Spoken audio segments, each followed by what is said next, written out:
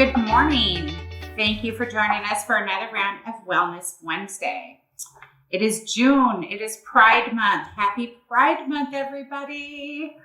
We're excited to celebrate it with you and with all of our two-spirited friends and our LGBTQ alphabet soup people that we have.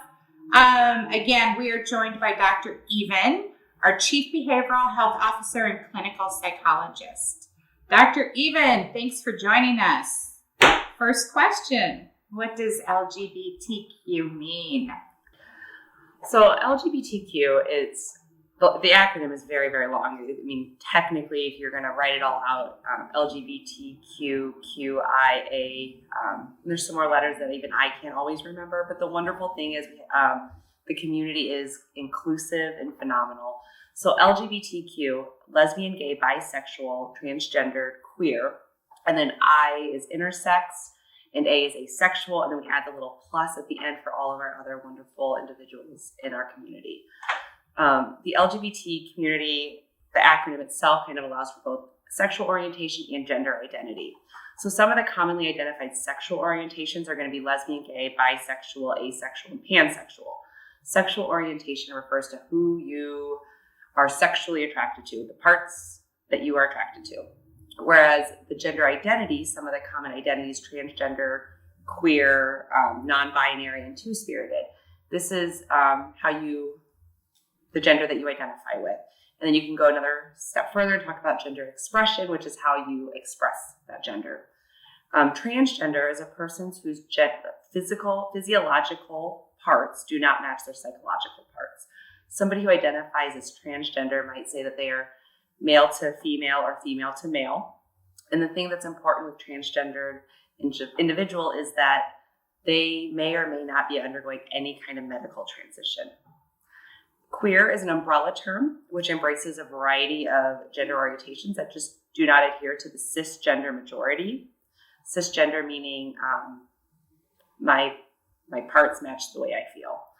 And then two-spirited in the Native American or Alaska Native community carries multifaceted meanings, but traditionally Native American two-spirit, for Native Americans, two-spirit people were both male or female, and some intersex individuals who combined activities of both genders. In most tribes, they were considered to be neither men nor women, but rather a distinct third gender status, but it does vary from tribe to tribe. How many people identify as LGBTQ?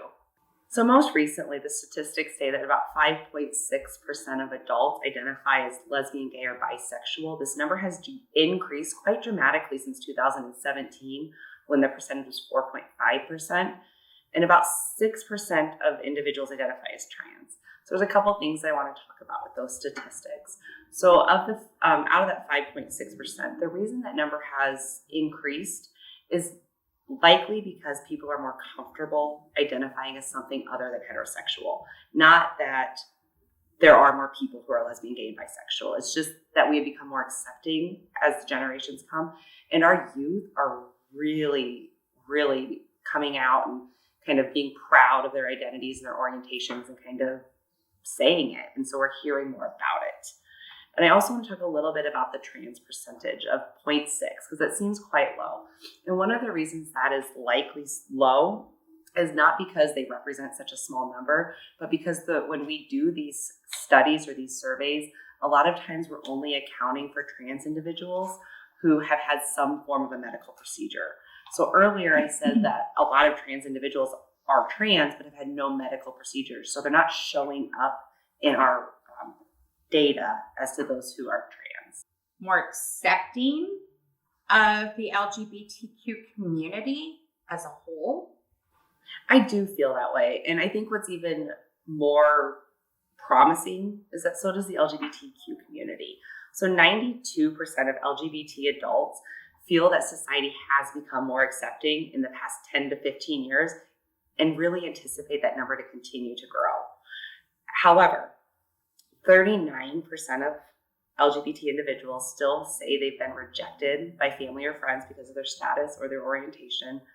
30% have actually been physically attacked or threatened, and 21% have felt that there's been some kind of an employment discrimination based on their gender identity or sexual orientation. With our LGBTQ population, we see a higher risk for mental health conditions as a result of the stigmatization that's still prevalent. LGBTQ youth and adults are 3 times more likely to experience a mental health condition. And 20 to 30% of our LGBTQ adult population uses drugs and alcohol when compared with only 9% of the general population. And this is because of that stigmatization, that feeling that they aren't accepted or they aren't treated fairly or that they can't be who they truly want to be. They're also 2 times more likely to report physical abuse and 3 times more likely to report sexual abuse. Our youth are feeling that they still live in a community where they're not accepted. 42% of our youth still feel that their schools or their families were not accepting of who they are.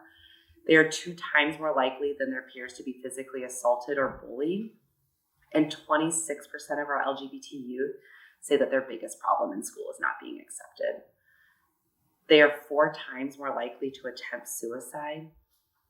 And when they have an attempt, that attempt is 4 to 6 times more likely to result in need for medical care.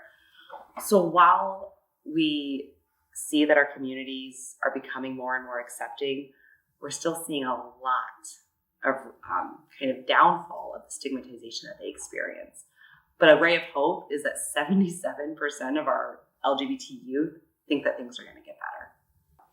Thank you, Dr. Even.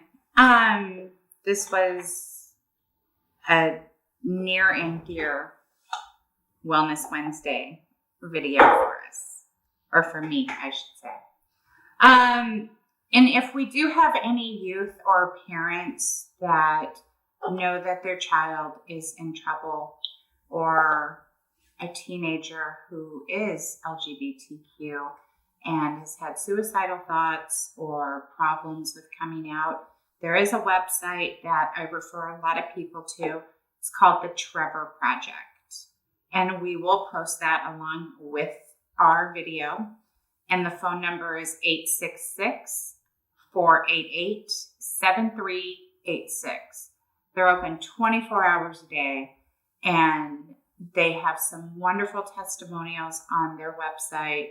Their counselors are some of the best that are around. So I urge you to call them. And even if you're not suicidal and you're just having problems coming out and you don't know if you're gay, lesbian, bisexual, anything like that, give them a call and talk to them. If you're not comfortable with coming to our clinic and talking to one of our staff in behavioral health. So again, we'll post that information up along with the video. So again, happy Pride Month. Thanks for joining us, and we will see you in July.